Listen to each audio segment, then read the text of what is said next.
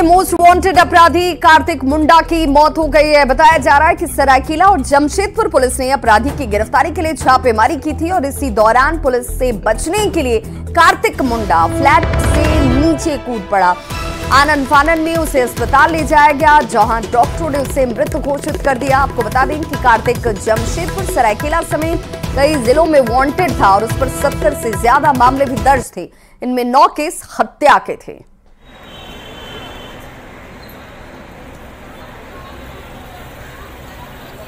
आपराधिक मामले दर्ज हैं। बहुत सारे मामलों में ये फरार भी घोषित है, बहुत सारे मामलों में 10 से अधिक 15 से अधिक मामलों में इसके पास वारंट है। तो वो दोनों थाना की टीम वहाँ पे गए हुए थे। उसी क्रम में इस व्यक्ति ने वहाँ से भागने का प्रयास किया, जिसके क्रम में फिर बताते हैं कि छत से फिसल के इसकी मृत्यु हो गई। तो उसी संदर्भ में मतलब कि हम लोग आगे कार्रवाई कर रहे हैं। जमशेदपुर में आज सरायकेला पुलिस और जमशेदपुर पुलिस के सहयोग से एक मोस्ट वांटेड कार्तिक मुंडा की गिरफ्तारी के लिए पुलिस अचानक से छापेमारी की और उसी दौरान भागने के क्रम में 4 तल्ला मंजिला से कार्तिक मुंडा की गिरने से मौत हो गई।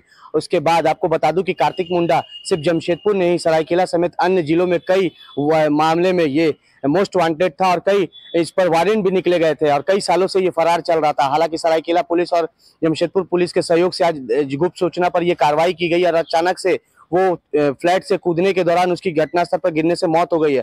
हालांकि पूरे मामले को लेकर परिवार के लोगों का साफ तौर पर पुलिस पर आरोप है कि उसकी हत्या की गई है। मगर बता दूं कि पुलिस के लिए एक बड़ी सफलता कह सकते हैं, क्योंकि कार्तिक मुंडा पूरे झारखंड के लिए एक मोस्ट वांटेड बना हुआ था और कई सालों से ये फरार चल रहा था।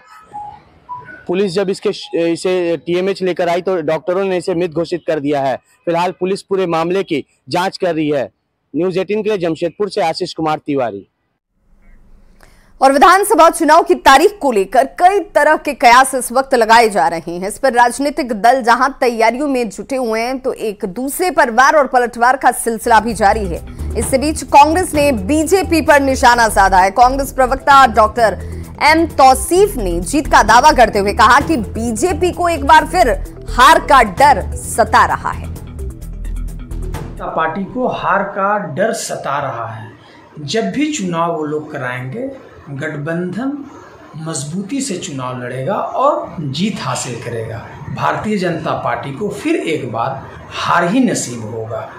जिस तरह से झारखंड की जनता ने गठबंधन की सरकार को 5 सालों के लिए मैंडेट दिया है, तो 5 साल तक सरकार चले और उसके बाद इलेक्शन कमीशन चुनाव कराए तो ज़्यादा अच्छा होगा। तो रांची में झारखंड सहायक पुलिस के 2300 जवान अपनी मांगों को लेकर 2 जुलाई से मोरहाबादी मैदान में आंदोलन कर रहे हैं। पक्की नौकरी और वेतनमान को लेकर यह आंदोलन किया जा रहा है और इस पर अब राजनीतिक बयानबाजी भी शुरू हो गई है। बीजेपी प्रदेश सरकार पर जवानों के साथ अन्याय करने का आरोप लगा रही है, तो वहीं सत्ता पक्ष का यह कहना है कि वो मांगों पर सुनवाई जरूर करेंगे। अब हम हर मुद्दे पे बातचीत के लिए तैयार हैं और हमें लगता है कि हमने इसकी शुरुआत भी कर दिया है। और जो सहायक पुलिस कर्मियों की जो डिमांड है, सरकार उस पर भी संजीदा है, गंभीर है और बहुत जल्द उनके जो उचित मांगे हैं उन मांगों पर सरकार जो है विचार करेगी और उनकी भी समस्याओं को दूर करने की। भारतीय जनता पार्टी पूरे तरीके से सरकार को याद दिला रही है कि मुख्यमंत्री जी ने 2019 के अक्टूबर में ही कहा था कि अनुबंध कर्मी कोई नहीं रहेगा। उन्होंने सहायक पुलिस कर्मियों को भी परमानेंट करने का वादा किया था। पिछली बार जब सहायक पुलिसकर्मी आंदोलन कर रहे थे तो मंत्री मिथिलेश ठाकुर ने आश्वासन दिया था कि अब आपको परमानेंट किया जाएगा, लेकिन सिर्फ 10,000 रुपये में साहब नक्सल प्रभावित क्षेत्रों से लेकर वो सरकारी ऑफिस जो पुलिस ऑफिस है उसकी ड्यूटी कर रहे हैं। इन आदिवासी मूलवासियों के साथ